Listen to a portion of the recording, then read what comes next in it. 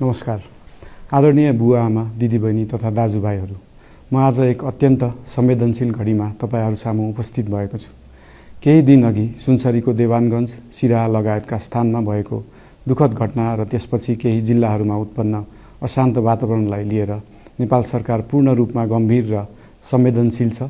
यस दुःखद घटनामा परि निधन हुनुभएका हाम्रा नागरिकहरू जयप्रकाश मेहता, ओम प्रकाश मेहता र गणेश यादवप्रति म भावपूर्ण श्रद्धाञ्जली अर्पण गर्दछु। साथै शोक सन्तप्त परिवारजनहरूमा नेपाल सरकारका तर्फबाट गहिरो संवेदना व्यक्त गर्दछु।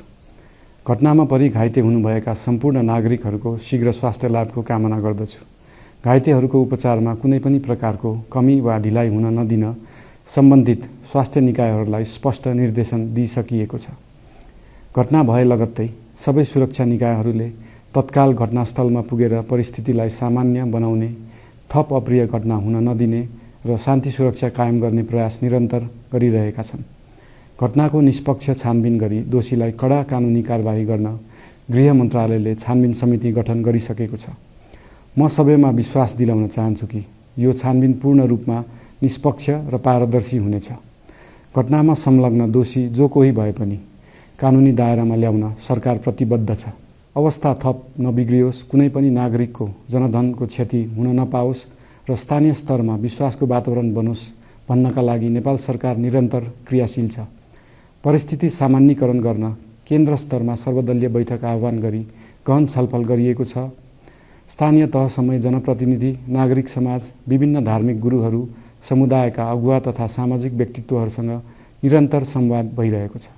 स्थानीय स्थितिको प्रत्यक्ष अनुगमन गर्न, पीडित पक्षसँग संवाद गर्न र शान्ति सुरक्षालाई थप सुदृढ बनाउन गृहमन्त्री स्वयं सो स्थानमा पुगिसक्नु भएको छ। साथै देशको समग्र शान्ति सुरक्षाको अवस्थाबारे गम्भीर समीक्षा गर्न राष्ट्रिय सुरक्षा परिषदको बैठक बसी परिस्थिति अनुसारका आवश्यक निर्णयहरू समेत गरिसकिएको छ।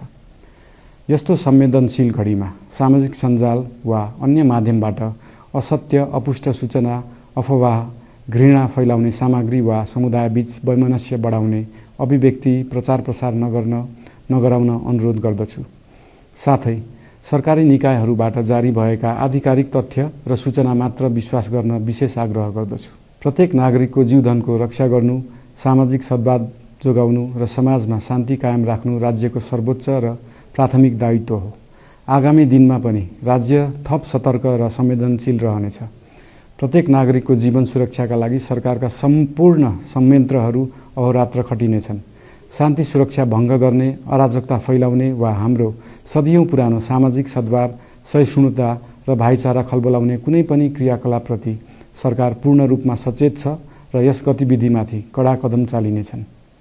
नेपालको संविधानले प्रत्येक नागरिकलाई आआफ्नो धर्म, संस्कृति र परम्परा मान्ने मौलिक हक प्रदान गरेको छ।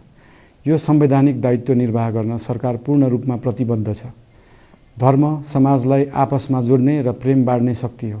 संसारको कुनै पनि धर्म वा संस्कृतिले हिंसा, घृणा र विभाजन सिकाउँदैन।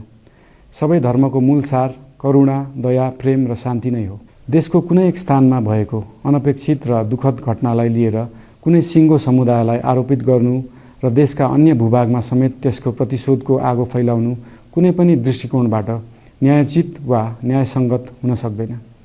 आदरणीय बुवा आमा, दिदीबहिनी तथा दाजुभाइहरू, हाम्रो इतिहास साक्षी छ कठिनभन्दा कठिन र अप्ठ्यारो परिस्थितिमा पनि आपसी एकता, सहिष्णुता र विवेक नै हाम्रो सबैभन्दा ठूलो शक्ति बनेका छन्। हामी सबैले जिम्मेवार नागरिकको भूमिका निर्वाह गर्दै यो सुन्दर र शान्त नेपाली आकाशमा मडारिएको अशान्तिको बादल हटाउनु पर्नेछ।